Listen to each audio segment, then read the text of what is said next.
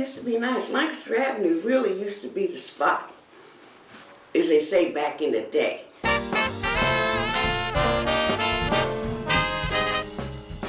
When I came to Philadelphia, when I got on Lancaster Avenue, I thought I was downtown. It was all lit up bright and everything was moving. Lancaster Avenue was a hot spot. They used to call it the Strip. Yeah, Lancaster Avenue was the big business section. Everywhere, all the shops were there, all the stores were there, the cleaners was there, the big church was there, the restaurants were there, the movie theaters were there. We had a penny arcade where the kids could go, and they had a bakery, you know, the big meat store. Everything was on Lancaster Avenue.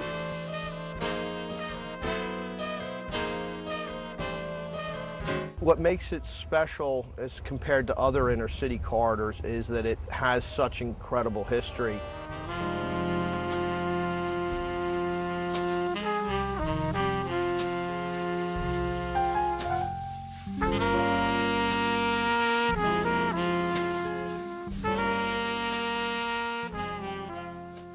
Oh yeah, everybody was strutting in. Put on your Sunday best, he coming, the big man is coming.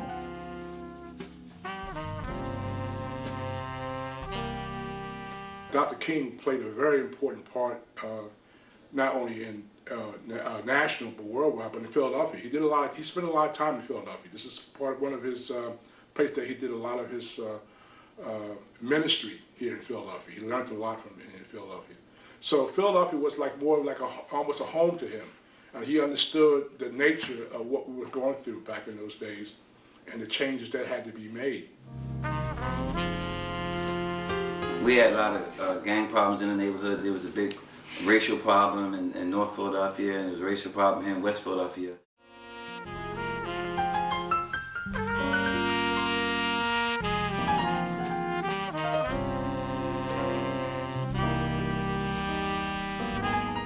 So they were trying to get peace in the neighborhood. So one of the things that they did, and since the peace movement was already going all over the country, C.B. Moore, who was from the NAACP, some of the members of the NAACP wanted Dr. King to come to Philadelphia to calm down, you know, the tension that was going on, because there's a lot of tension going on in the city. He came down and he was so peaceful and calm, you know, and he explained things even that I could understand. I could understand it even though I was grown. When Martin Luther King came, he said to us, it doesn't matter color of your skin, doesn't matter the hair, you know, whether it's straight or kinky, you're all one. We all are sisters, we all are brothers. Dr. King came and we got better organized, we got more we got more jobs from the city, we got more help in school, you know, they improved some of the schools. And a lot of things happened from him coming here at that time. And then it made a lot of us not want to fight no more and become a part of, you know, the movement that was going on around the country. It really calmed down the whole city too, for all the tension that was going on. I'm sure it generated pride, as just the continual remembrance of Martin Luther King does. And it certainly leads to where we're at even today with the process of empowering people across the board, but particularly because that era, in that time, we were in such a transitional place in history for the African American.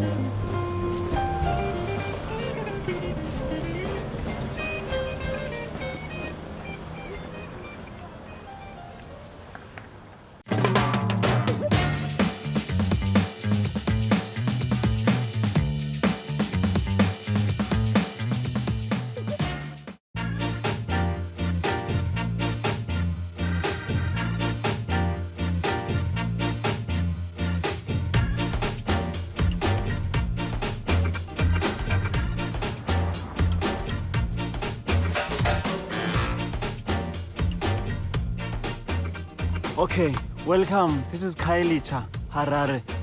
As I'm walking to the Football for Hope Center, we all meet 120 kids. It's actually great. And they're coming from this area, Harare, as you can see. Okay, these kids are coming from this area. That's where they're facing challenges like drug, alcohol abuse. This center helps us into that.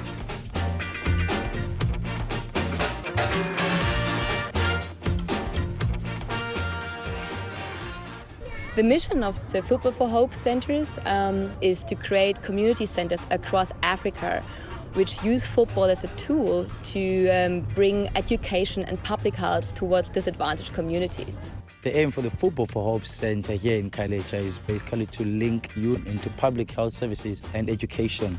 It's not about playing the game of football, it's rather using the language of football and specific drills which children can understand. It's so much easier for them if it's connected to their world. In South Africa, there's a huge amount of hope and a huge amount of opportunity. One of the things we want to do is help young people realize that that opportunity is out there, help them see that they have a future and give them hope for the future.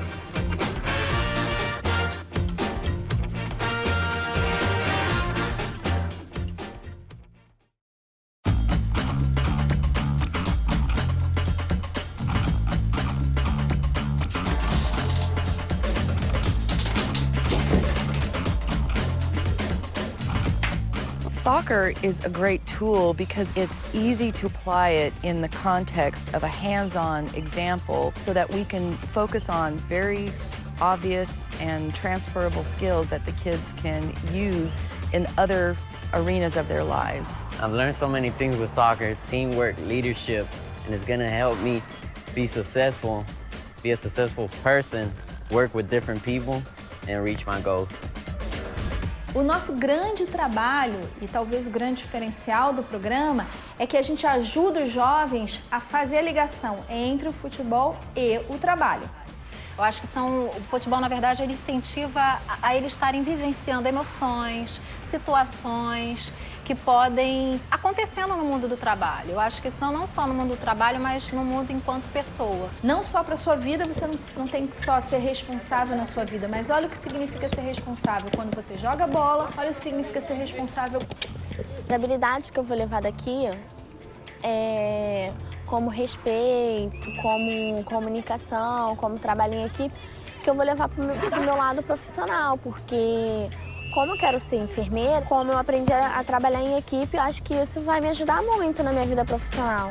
I've learned so many things playing soccer and playing soccer in the streets. So many of my friends, now they're like behind the line because they did drugs, they did gangs, they skipped school, everything. I started playing soccer and I stayed away from them. I couldn't hang out with them anymore. But I made the right choices and now they're behind the line.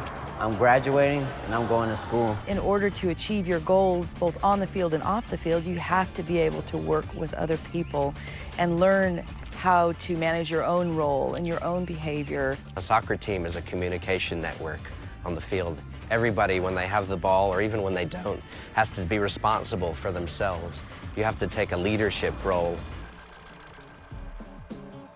Are y'all ready to practice? All right, here we are.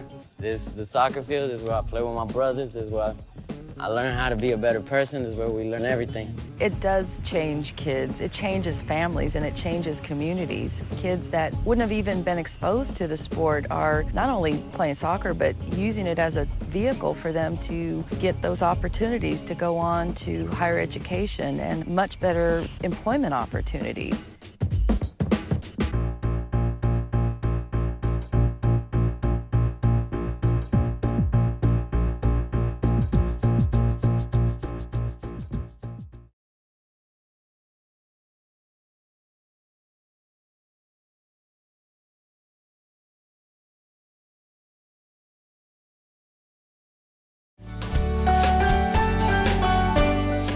The first step that you should take towards obtaining a job would be creating a good resume. Some people hand in the same resume every time they apply for a position, which is not the appropriate thing to do. Every time you apply to a job, you should reevaluate your resume and adapt it to the specific position you are applying for. The only information on your resume should pertain to the certain skills needed for that job. Everything that does not apply to that job is unnecessary. You can also strengthen your resume by addressing the qualifications the company has listed for the position that you are applying for. If you have experience with any of the qualifications, make that known on your resume. Now that you have spiced up your resume to the best of your ability, it is time to tackle what steps should be taken in order to have a good interview. The first thing that an interviewee should do is read up on the company and the job position that is being applied for. By knowing what exactly the company does and how your job functions within it, you can be more aware of what is expected of you, and it will help you answer some interview questions more appropriately than you could without this information. There are also a set of questions that everyone hears on an interview. These questions include things like, what are your strengths and weaknesses, and what makes you good for this job? If you decide what your answers to these questions should be beforehand by remembering the key points that you would want to mention during the interview, it will make the process run smoothly and you will seem well prepared and professional. Now it is the day of the interview, you've showered, brushed your teeth, and now it is time to get dressed. Even if the company you are applying to dresses casually, it is important to look professional on the day of the interview. Guys, no tux is necessary, but slacks and a collared shirt are appropriate. Ladies, beware of short skirts and the amount of cleavage being shown. Feminine things can be worn as long as it falls under appropriate business attire.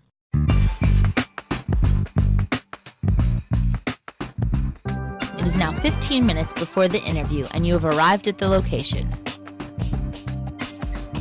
With this extra time allotted, rereading the bullet points that you created about what things you want to mention to the possible employer will help prepare you for what is to be asked. This is also a good time to remember to turn off your cell phone. This is very important because if your cell phone goes off during an interview, it gives an employer incentive to think that your cell phone will be a reoccurring issue if you were to be hired. We are all aware that first impressions are important, and this holds true when interviewing for a job. Even if you are really nervous, try not to be. Take a couple deep breaths and relax yourself. Stay confident while introducing yourself, making sure you seem attentive, awake, and ready to join the team. Make sure to give a firm handshake and to make eye contact to relay your confidence and readiness for the job. Now that you are ready to be asked questions, just remember you have already prepared for the most common ones, so relax and remember what points you wanted to get across in a clear manner. If you are having trouble answering any of the questions, pause, gather your thoughts, and then answer the question. Although the silence may seem awkward, it comes across as more professional to sit and gather your thoughts. Another thing to be aware of is the length of answers. You do not want your answers to be too short so that it comes across as unclear, or too long so that it is losing the interest of the interviewer. If you have a long story you would like to share, start answering the question and then say something along the lines of, I could elaborate more if you'd like, and see how the interviewer reacts. Also, when an interviewer asks, would you like to add anything at the end of an interview, even if you feel like it went really well, always reinforce to the employer why you would be good for the position. Let the employer know he will be losing someone who could be a great asset to their company if they do not choose you. You have now finished the interview. However, you have not finished the interview process. Instead of just waiting around for a response to your job interview, send the company a letter or an email reinforming them of how excited you are to start working with them and thanking them for the opportunity. Even if this is not true, you want the job, right? By doing this, it gives the employer one more chance to see your name and your initiative before they start sifting through and eliminating applicants. It most definitely gives you an upper hand. Now that you have appropriately completed all the steps to having a good interview process, here comes the hard part, waiting for a response. What you must remember is that these steps do not guarantee you a job. If there is someone more qualified than you, who also produces a resume and interview as clean as yours, then there is nothing to do. However, using these steps will most definitely give you the best opportunity to impress a company with the qualifications that you do possess. Because these processes do not guarantee landing a job, keep trying by reformatting your resume and applying to different employment opportunities until you are hired. If you remember these simple steps when entering or re-entering the workforce, you will most definitely have an upper hand when compared to the unprepared competition. Make sure to remain calm and confident because you now know the appropriate steps to take towards employment. Good luck, and until next time.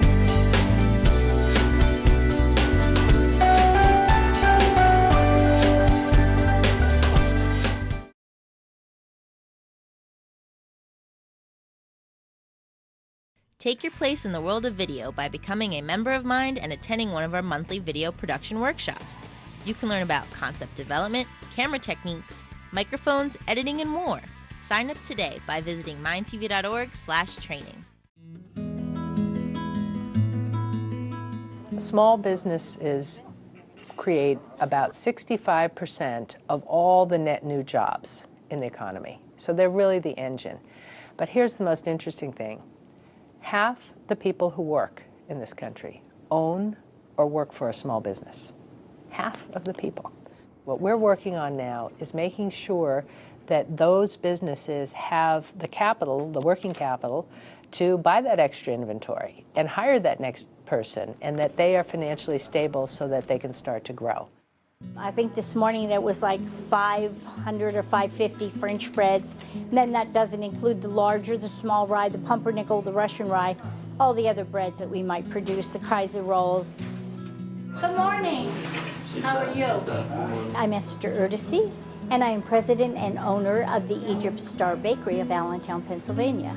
We have approximately 40 employees. We have bakers, helpers, drivers, clerks, and actually, no matter what job you have, if you're needed someplace else, you're expected to go there and do whatever is needed. That's part of a small business. And I know by the number of applications that I do get, or people calling, asking if we have a full-time position available because they might have lost their job, or their hours have been cut considerably, or maybe even their benefits have been cut, and so they're looking for some place where they can acquire those things. We don't lay people off. They usually have their jobs. Their hours might get cut a little bit during the summer when our load isn't quite as heavy, but normally our employees are here to stay. There are weeks we live paycheck to paycheck like everyone else, but we've been fortunate that I guess maybe people come to us instead of paying the higher prices at the bigger chained grocery stores. So they come here and they figure they can have just as good a quality and not pay as much price-wise. Money's very tight right now. Banks aren't too interested in loaning you money right now. You just tighten your belt, or as an owner, you don't take a paycheck so that you can see that all of your employees have been paid. I'm pretty happy. I mean, the economy has been sluggish, but the bakery, we've not taken much of a hit. My girlfriend and I moved up here, and I got a job up here. Now she's my wife, and working here has allowed us to save up the money to afford a house. I owe it all to this bakery. My hope is that we can continue to bake and to sell and to service the public with the kind of products that they're used to. You just don't open the paper and see a job listed there for supercritical fluid technician. We are the manufacturers of supercritical fluid extraction equipment here in Allentown. We are on the cusp of using this technology to have a much greener world. These are all green technologies. These are renewable technologies. The mere fact that we're under pressure to go ahead and clean up the environment, that everyone has pretty much said that this will cause job loss. Well, the problem with that assumption is that if you've got a replacement for that, those jobs will be taken up plus. This particular technology was all new to me. I knew virtually nothing of it. And I was fortunate to live close enough. I came in and things worked out. That's how I'm here. I got laid off from another company, and it was good that this company was able to start up right here in the right here in the Lehigh Valley, and provide lots of opportunities for technical people, to work. So I'm actually wiring a helix control cabinet is what we call it. This actually applies all the voltages to the necessary heaters in the units. My previous job was repairing televisions, VCRs, all kinds of electronic equipment, basically. So this is all new. This was all new to me when I started here.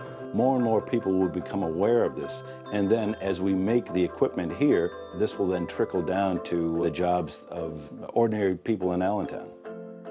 Most of our employees are from the local community and have a high school education or less.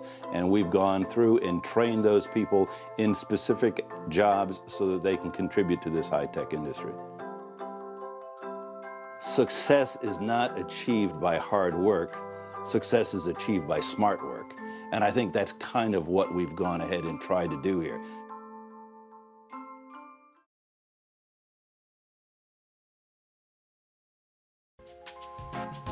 MiND announces our theme for November 2010, Voices of Veterans. Members, create and submit your 5-minute programs by October 22nd. The best submissions sharing veteran stories will earn a place in our primetime hour and at our community screening event in November. Submit your programs through your MyMind account or call us for more information at 215-483-3900, extension 223, or email membership@mindtv.org.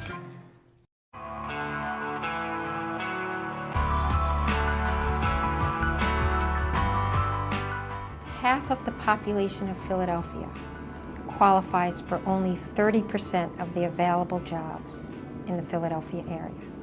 This issue of literacy could turn the whole city of Philadelphia around. And during this economic downturn, it seems to me we have a fantastic opportunity to do just that, to put resources where they're needed, to enhance the education of the residents of Philadelphia so that we can have a great place to live and a great economy. My first job, I was about 14, 15. Worked at Kentucky Fried Chicken. It was rough at times, but working was work. Mom always worked, so that's what I thought you need to do to make money. So it just worked. I think one of the main things that hinders people from thinking about actually getting into a career as opposed to a job is taking care of their family. They have to pay the bills. So pay the bills or think about the future. Many people don't feel they have the luxury, the dream, and to think about what the possibilities are, and nor do they have the tools and the resources that will help them to make their dreams a reality. And they get into a regular routine to where all they're focused on is the job. All they're focused on is paying the bills, and they're living from paycheck to paycheck because that's what they've been taught, that's what they've been exposed to, and many times they don't feel like they have the luxury or the time to dream. Well, I was 23 when I got married.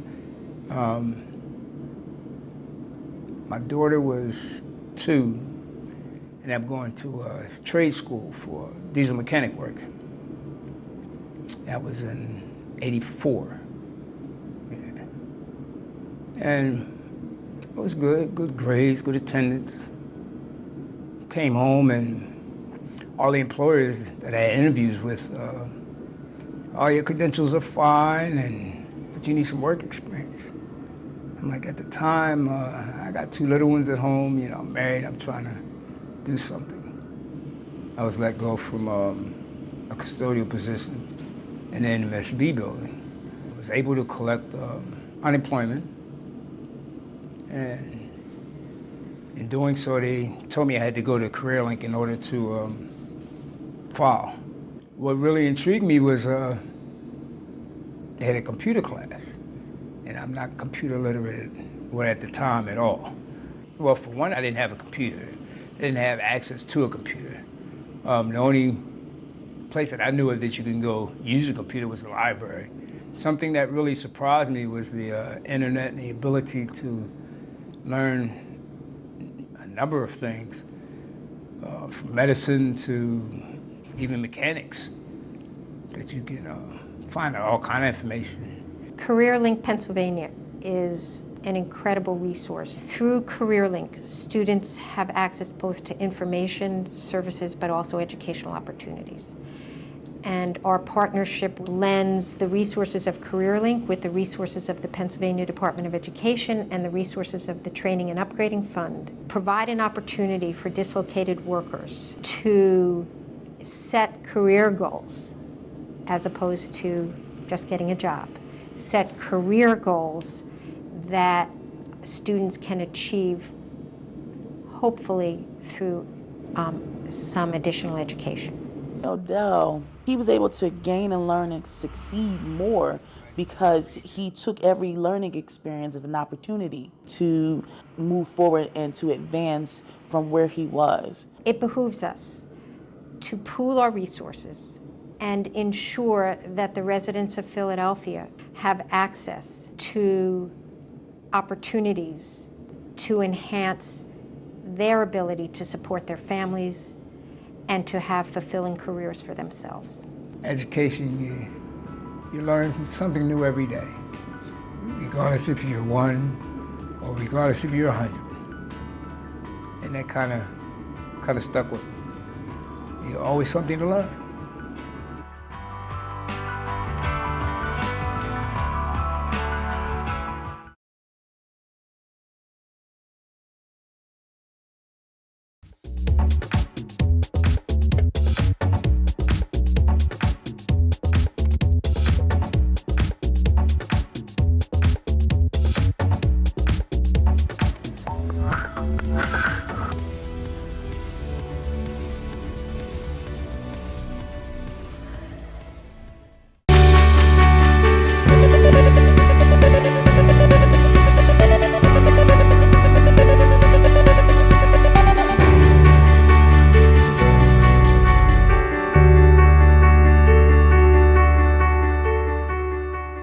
C's were F's to us, so we always tried to do our best, and you didn't slack at anything. Everything you did, from making your bed to tying your shoes, you did it with effort and carried that into school as well. My 5th grade teacher in elementary was Miss Kane, and she was probably the first person outside of my immediate family or my church family that I shared my poetry with. So she encouraged me very early on to keep writing. And then in high school, Miss Jackson was my English teacher, and it would be the same. She was very supportive, very just all out, but behind your skills and your ability, and wanting to hone you in as a writer, and not just as a writer, but as a good student, as a person who will really make a difference with their abilities that they've been given. High school was very important, and it prepared me because it taught me to always do my best, to realize that having such an array of teachers who come with different personalities, and they try to pull the best out of you, whether it was on the high school track coach, or whether it was the English teacher or science teacher, always just trying to make you the best student and person that you could be. So often, I mean, in our community, so many children who have such great natural skill sets and abilities, but they just don't apply themselves because of given situations, right, be it in their home life or in their community. They just don't seek the supports, and so often they end up not completing high school or dropping out, and they think that's the easy way, but they don't realize that it's creating such a burden for the rest of their life. So, and you see so many of them today. I mean, guys I went to high school with, or youth that I've worked with over the years who dropped out of school, didn't complete their education, and you see the life that they live today, how hard it is and how difficult it is, and they wish, you see it in their eyes, that they wish they can go back and fix that decision to stay in school, because it has such a drastic impact on the rest of their lives. Your education is the surest way to a great quality of life. It assists you in your growth and development, not just for your family, but for your community, for a city or state, for our nation, for our world, because we need to be educated. So regardless of the situation, regardless of your yesterday, even if you didn't do things right always in the past, every day in education is a new day, a new opportunity to have a new way, a new direction, a new path forward. Education is what can turn your life around. For our youth who are really pondering that decision of having a tough moment right now and wanting to quit school, I encourage you not to really seek out those support systems and to stay in school. Our city needs it. You need it for your life. You may not see it now, but believe me, you'll need your education.